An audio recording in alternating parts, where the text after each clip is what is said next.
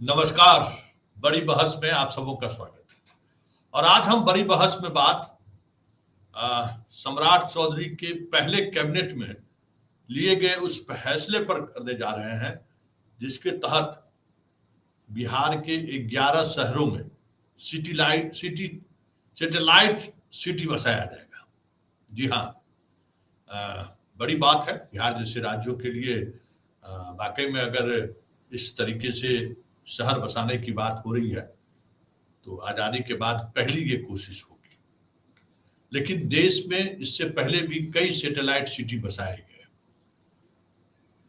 ऐसे सिटी की क्या स्थिति है या इस तरीके की सिटी के लिए जो अवयव की जरूरत है, केमिस्ट्री में है ना अवयव, उसकी जो जरूरत है, क्या उस अवयव पर बिहार का यह 11 शहर खरा उतर रहा है? क्या बड़ा सवाल है, क्योंकि ना इंडस्ट्री है, ना कोई शैक्षणिक हब है, मतलब कोई आर्थिक गतिविधि ऐसी नहीं है जहां लोग रहने के लिए गांव छोड़कर आ जाए सिर्फ रहने के लिए।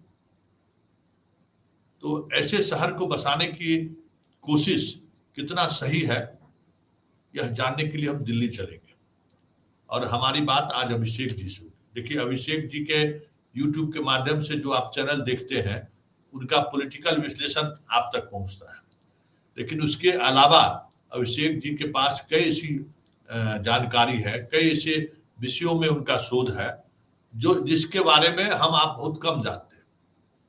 इकोनॉमिक्स के ये माहिर खिलाड़ी है, यूपीएससी वगैरह भी इसी सब्जेक्ट इन्होंने दिया है, कई कोचिंग संस्थानों में इस विषय को उन्होंने पढ़ाया भी है। तो ये जो सैटेलाइट सिटी है, इसको लेकर इनका अंदर ये इन्होंने बहुत जबरदस्त रिसर्च किया है इस पर। तो आज हम बिहार के उन 11 सैटेलाइट सिटी जहां सरकार बनाने का निर्णय लिया है, वह फैसला कितना दूरगामी प्रभाव छोड़ेगा या उस फैसले से क्या वाकई में बिहार में शहरीकरण का एक नया दौर शुरू होगा, इन तमाम सवालों को लेकर हम सीधे दिल्ली चलते हैं और अभिषेक जी से इस पूरे मुद्दे पर हम बात करते हैं। नमस्कार अभिषेक जी, आपका स्वागत है। नमस्कार।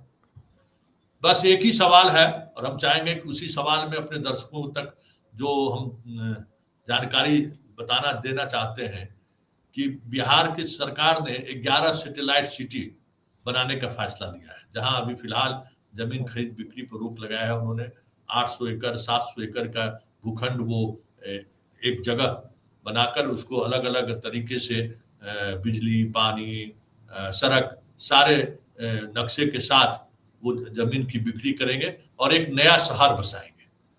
आपका क्या अनुभव है इस तरीके के शहर को लेकर, और देश में जहां जहां इस तरीके की शहर बसाने की कोशिश हुई, सैटेलाइट शहर, उन शहरों के निर्माण के पीछे की वजह और वर्तमान स्थिति क्या है, हम चाहेंगे कि आप हमें अपने दर्शकों को बताएं। संतोष जी, आपके सवाल का जो पूरा का पूरा कई सारे डायमेंशन जो इसके निकल रहे हैं, वो सीधे सीधे अर्बनाइजेशन से यानी शहरीकरण की प्रवृत्ति से जुड़ते हैं। और चूंकि आप सैटेलाइट शहर की बात कर रहे हैं, तो उस पर आने के पहले शहरीकरण की पृष्ठभूमि को सबके पास 2011 की जनगणना का आखिरी डेटा मौजूद है और उसमें देश में सबसे कम अर्बनाइजेशन जिन 2 राज्यों में है, 12% वो बिहार और हिमाचल प्रदेश है। बिहार में भी 12% जनसंख्या शहरी है, हिमाचल प्रदेश में भी 12% जनसंख्या शहरी है।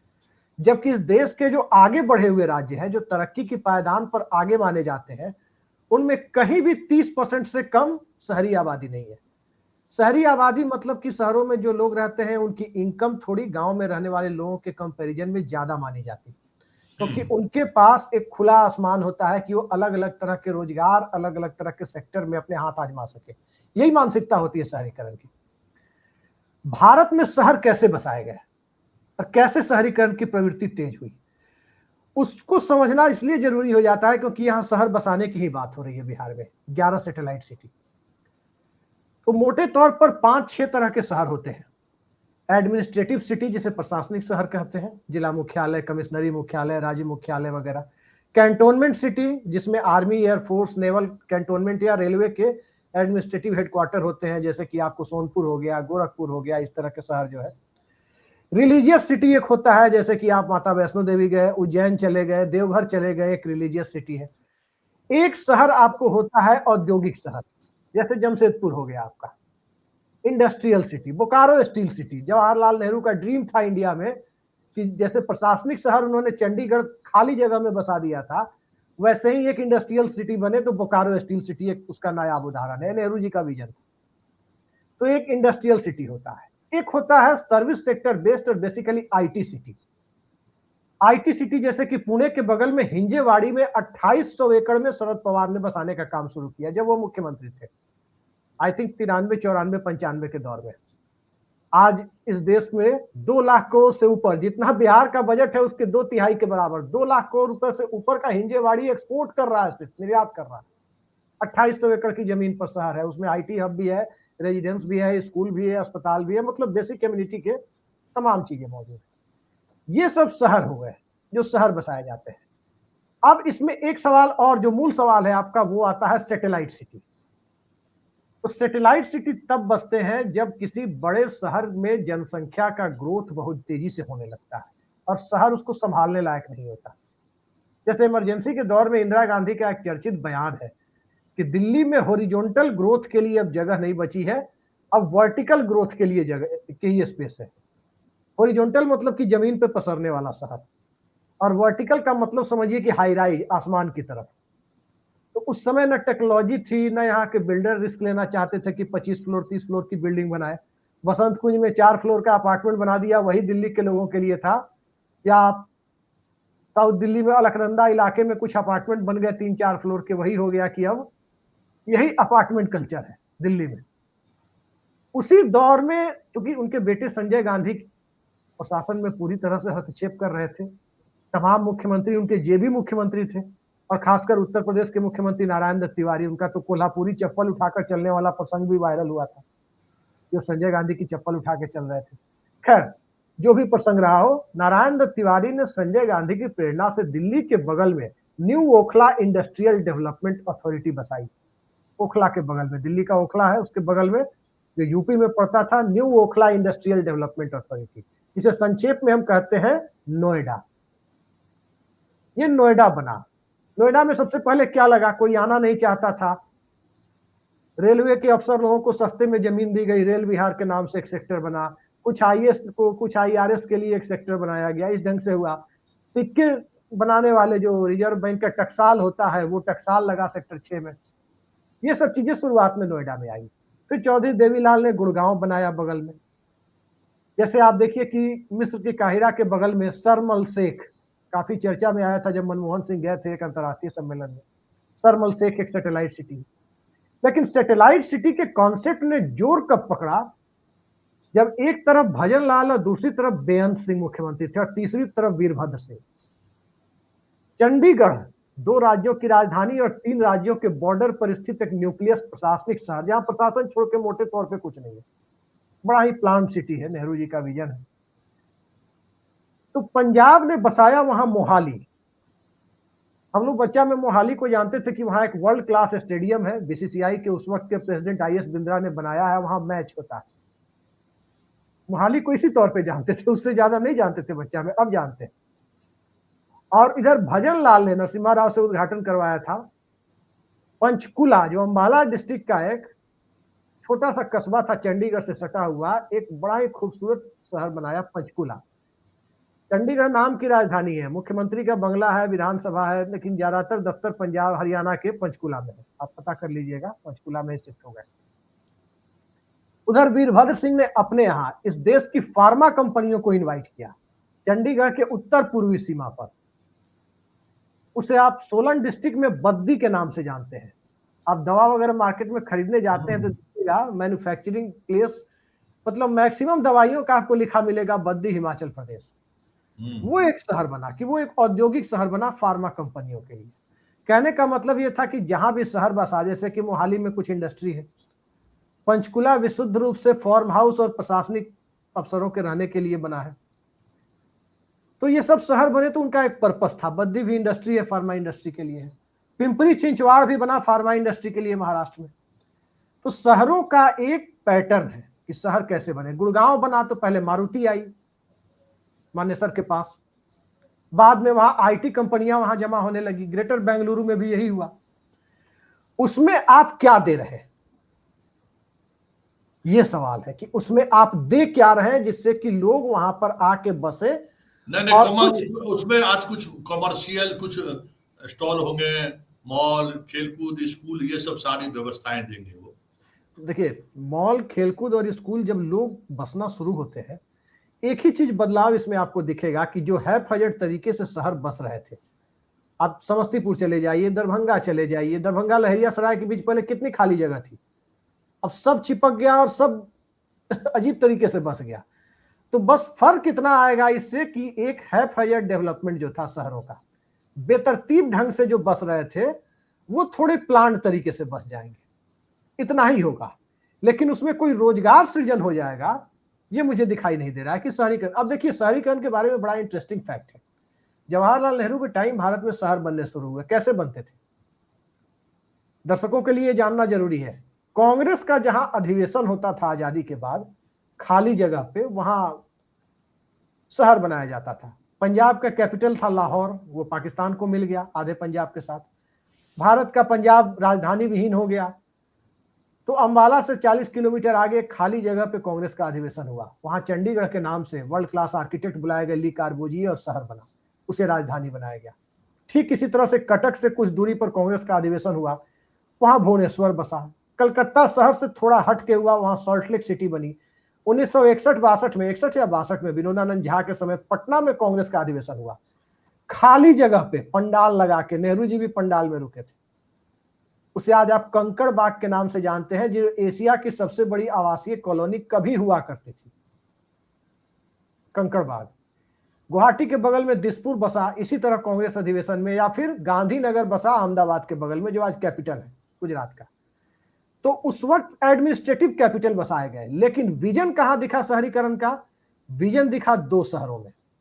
एक बोकारो, बोकारो स्टील सिटी, वो एकदम अलग इंडस्ट्रियल सिटी थी, आजादी के पहले जमशेदपुर बना था, जमशेदजी टाटा ने बसाया। और दूसरा डेयरी के नाम पर आनंद, गुजरात में अमूल डेयरी, एनडीडीबी जो बना, नेशनल डेयरी डेवलपमेंट बोर्ड, और उसके साथ जा वहां इरमा भी बना, इंडियन रूरल मैनेजमेंट वाला इंस्टीट्यूट, ग्रामीण प्रबंधन संस्थान, उसके सहारे एक वहां आनंद शहर बसाया गया। तो इस ढंग से शहर बसाए गए जहां आर्थिक गतिविधियां, आर्थिक तरक्की जो है उसकी रफ्तार वहां बनी रहे। लेकिन सम्राट चौधरी के विजन में, बिहार सरकार के विजन में अभी एक क्लैरिटी नहीं है कि ये शहर तो बसाए जा रहे हैं, इनके पीछे का मोटो क्या है, मकसद क्या है। ये मकसद जब तक क्लियर नहीं होगा तब तक आप शहर में 50% लोगों को लाके बसा दीजिए, देश भर में आप महाराष्ट्र तमिलनाडु के टक्कर में चले जाइए, आपकी प्रति व्यक्ति आय में कोई इजाफा नहीं होना। तमिलनाडु कैसे है आप देखिए, वो जिसमें मनीष कश्यप को जेल हुई थी, आपने ही उस पूरी स्टोरी को किया था। आपके वीडियो को देख के हम लोग जाने थे कि हकीकत क्या है, तब बाद में हम लोगों ने पता किया। तिरपुर का नाम कितने लोग जानते थे? तमिलनाडु का एक छोटा सा कस्बा तिरपुर, उस तिरपुर में 4 लाख बिहारी मजदूर काम करते हैं, रेयान इंडस्ट्री, धागा इंडस्ट्री में। और वो कितनी बड़ी कॉन्स्पिरेसी थी उस शहर को बर्बाद करने की, वो आपने ही एक्सपोज किया था ना। अब सोचिए कि वहां पर एक शहर, एक ऐसा कस्बा जहां 4 लाख बिहारी मजदूर काम करते हैं, और उस कस्बे को शायद ही कोई जानता हो। ये होता है शहरीकरण का पैटर्न कि वहां आप लोगों के लिए काम की, रोजगार की मुकम्मल व्यवस्था कर रहे हैं, तब जाकर आपका शहर खड़ा होता है, तब उस शहर की एक परचेजिंग पावर होती है। अगर खर्च करने की क्षमता शहर में नहीं है, बाजार में जाके सब्जी खरीद के घर में आना है, मटन मछली खरीद के आके बना के खाना है, खा के सो जाना है, सुबह उठ के अखबार पढ़ के मोदी क्या कर रहे हैं और सम्राट चौधरी क्या कर रहे हैं पान दुकान पर डिस्कस करके फिर घर में घुस जाना है, तब तो शहर का कोई मतलब नहीं। हमें लगता है कि अभिषेक जी कि अभी फिलहाल जो शहरीकरण की बात सोचा जा रहा है, जो बाहर बिहार के रहने वाले लोग हैं उनको एक बेहतर प्लांट सिटी की जरूरत है, जो बिहार में नहीं है। नहीं, तो जो बाहर गए हैं, जो बाहर गए हैं वो सिर्फ शहर में रहने नहीं गए हैं। नहीं, कौन आदमी है बिहार का जो बिना काम का शहर में रहने गया? देखिए, बहुत सारे ऐसे लोग हैं जो देश के बाहर भी हैं, बिहार के बाहर भी हैं, जो चाहते हैं क्या मुजफ्फरपुर ही हो या जहां के वो रहने वाले हो, दरभंगा के रहने वाले हो, एक बेहतर प्लांट सिटी के टाइप का कहीं जगह जमीन मिल जाए। तो ऐसे लोगों की संख्या अभी बिहार में परचेजिंग कैपेसिटी के हिसाब से कहिए तो बहुत बड़ी आबादी है। जो ये चाहते हैं एक उनको आपके भले वो माध्यम से मैं आकर्षित सुझाव कर रख दे, देता हूँ संतोष जी। भले उनको वो आकर्षित कर दे, लेकिन कोई आर्थिक गतिविधियां इस वजह से हमें लगता है कि इसका फैलाव हो या इस वजह से लोग आकर्षित हो, इसकी उम्मीद हमें कम ही दिखती है। संतोष जी, एक आपके माध्यम से आप सुझाव कहें या जो कहें मैं आपके सामने रखता हूं। अभी डी अर्बनाइजेशन का कॉन्सेप्ट ग्लोबली चलना शुरू हुआ है। शहर की भागम भाग से एलिट क्लास दूर जाकर रह रहा है। ये 1940 के दशक में रूजवेल्ट के दौर में अमेरिका से शुरू हुआ और ये 2005 के बाद भारत में दिखना शुरू हुआ है खुले तौर पर। नहीं तो भारत में फार्म हाउस कल्चर, मोटे तौर पर आप कहें फार्म हाउस कल्चर, ये कहां डेवलप होता है? किसी न्यूक्लियस सिटी के 250 किलोमीटर के दायरे में। मोटे तौर पर आप चले जाइए कोंकण में, महाराष्ट्र में। धर्मेंद्र कहां रहते थे? जब तक बीमार नहीं पड़े तो मुंबई नहीं है। पूरा परिवार कहां रहता था? अपने फार्म हाउस में। नाना पाटेकर कहां रह रहे हैं? दिल्ली के आसपास पूर्व प्रधानमंत्री चंद्रशेखर ने पहली बार बनाया था भोंडसी आश्रम। तो लोगों के लिए एक अजीबो गरीब कॉन्सेप्ट था। राजीव गांधी ने भी मेहरौली में अपना फार्म हाउस उस समय सेट किया था। तो एक था कि भाई इंडिया में ये लोग बाहर की नकल कर रहे हैं, हिंसा जो भी रही हो, लेकिन फार्म हाउस कल्चर आया। और बिहार में एक हमारी सलाह है आपके माध्यम से, देखिए बिहार के लोग, आपके घर के लोग, हमारे घर के लोग, हर घर के लोग और अपने रिश्तेदारी के लोग या पड़ोस के लोग बिहार के बाहर काम करने जा रहा है। मिडिल क्लास वो कहां रह रहा है? वो जा रहा है बिहार का हर पढ़ा लिखा तबका 100 में 70 से 75 जा रहा है आपका आईटी सेक्टर में। ये फैक्ट है कि वो आईटी सेक्टर में जा रहा है, चाहे वो नोएडा गुड़गांव जाए, चाहे बेंगलोर जाए, चाहे पुणे जाए, चाहे हैदराबाद जाए, चाहे चेन्नई जाए, चाहे वो सैन फ्रांसिस्को होते हुए चाहे वो वहां जाए, सिलिकॉन वैली जाए। आप एक तरह से देखिए तो मुजफ्फरपुर सेंटर है, मान लीजिए पूरे बिहार का, जहां से 250 किलोमीटर में पूरा बिहार कवर हो जाता है। आप बना दीजिए वहां 10 लाख आईटी प्रोफेशनल के काम करने के लिए, 5 लाख आईटी प्रोफेशनल के काम करने के लिए एक डेडिकेटेड आईटी सिटी बना दीजिए। फिर आप देखिए बिना कुछ किए, ब्रजभूषण शरद सिंह का एक क्लिप है, मैं आपको भेज दूंगा। वो कह रहे हैं क्या कि अरे भाई यहां तो किसी को फार्म हाउस बनाने की जरूरत ही नहीं, यहां सबके पास फार्म हाउस है। 250 किलोमीटर के दायरे में छोटा राज्य है बिहार, एरिया वाइज सबका अपना घर फार्म हाउस है।